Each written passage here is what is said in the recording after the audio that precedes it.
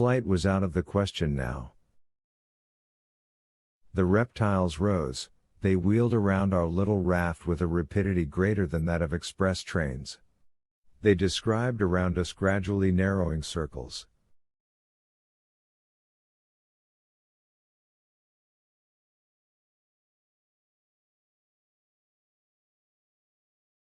I took up my rifle.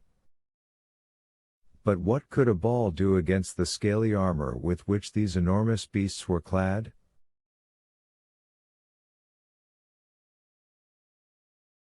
We stood dumb with fear. They approach us close, on one side the crocodile, on the other the serpent.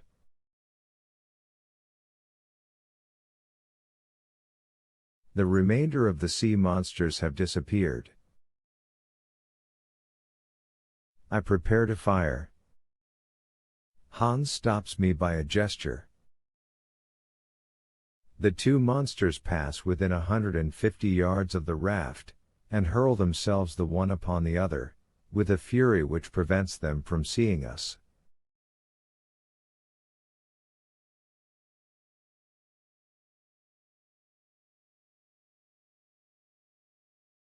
At 300 yards from us the battle was fought. We could distinctly observe the two monsters engaged in deadly conflict. But it now seems to me as if the other animals were taking part in the fray, the porpoise, the whale, the lizard, the tortoise.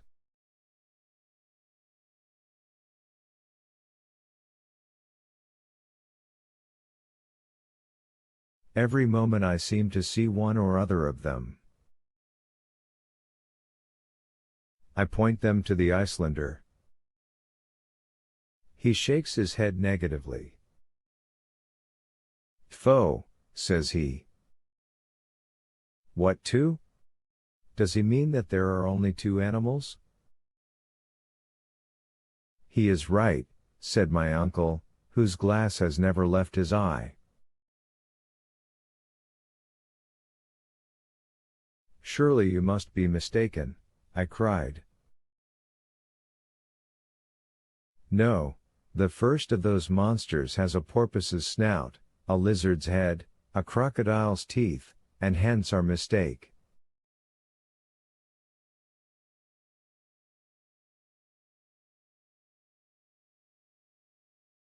It is the ichthyosaurus, the fish lizard, the most terrible of the ancient monsters of the deep.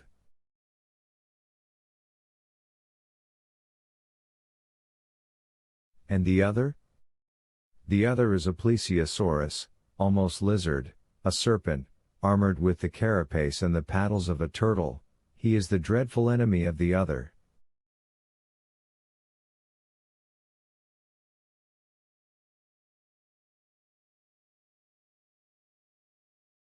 Hans had spoken truly.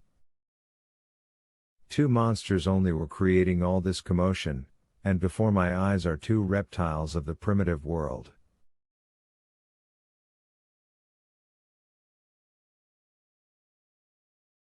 I can distinguish the eye of the ichthyosaurus glowing like a red-hot coal, and as large as a man's head.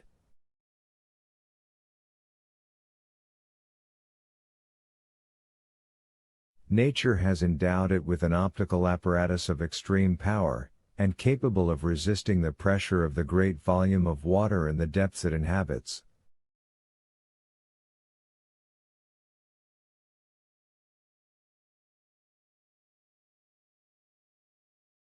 It has been appropriately called the saurian whale, for it is both the swiftness and the rapid movements of this monster of our own day.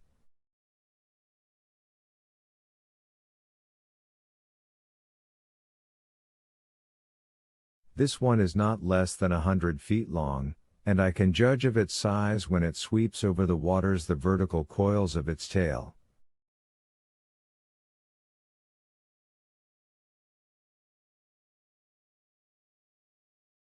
Its jaw is enormous, and according to naturalists it is armed with no less than 182 teeth.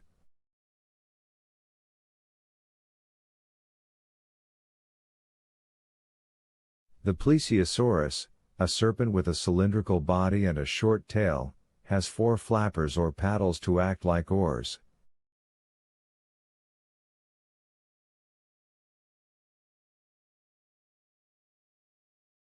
Its body is entirely covered with a thick armor of scales, and its neck, as flexible as a swan's, rises 30 feet above the waves.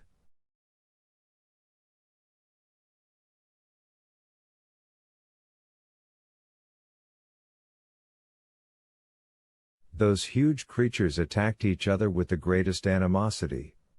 They heaved around them liquid mountains, which rolled even to our raft and rocked it perilously.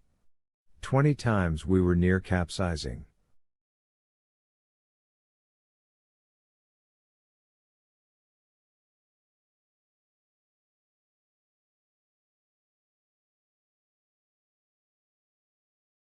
Hissings of prodigious force are heard. The 2 beasts are fast locked together, I cannot distinguish the one from the other.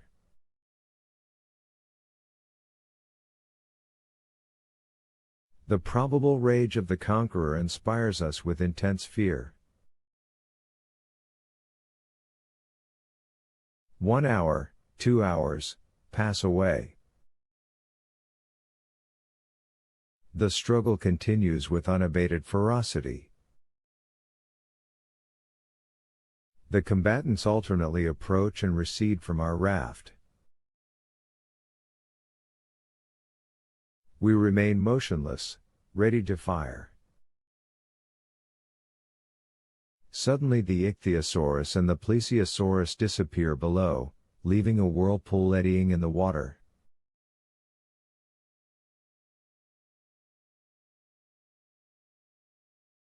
Several minutes pass by while the fight goes on underwater. All at once an enormous head is darted up, the head of the plesiosaurus. The monster is wounded to death. I no longer see his scaly armor. Only his long neck shoots up, drops again, coils and uncoils, droops, lashes the waters like a gigantic whip, and writhes like a worm that you tread on.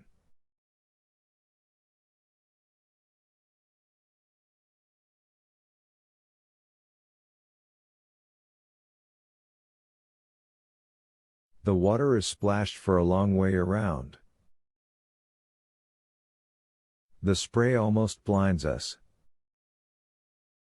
But soon the reptile's agony draws to an end, its movements become fainter, its contortions cease to be so violent, and the long serpentine form lies a lifeless log on the laboring deep.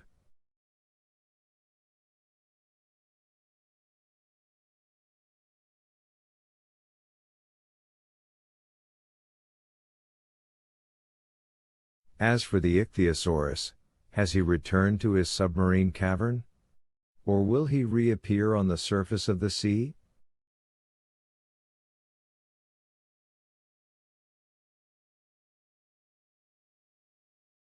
Chapter 34. The Great Geyser. Wednesday, August 19th. Fortunately the wind blows violently, and has enabled us to flee from the scene of the late terrible struggle.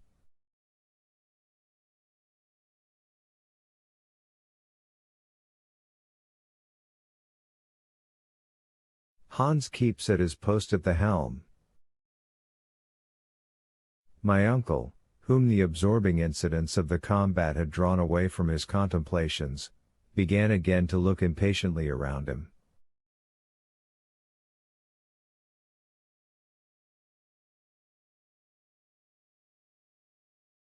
The voyage resumes its uniform tenor, which I don't care to break with a repetition of such events as yesterday's.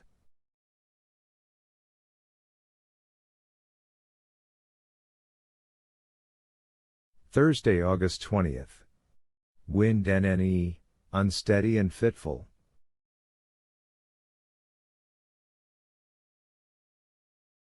Temperature high.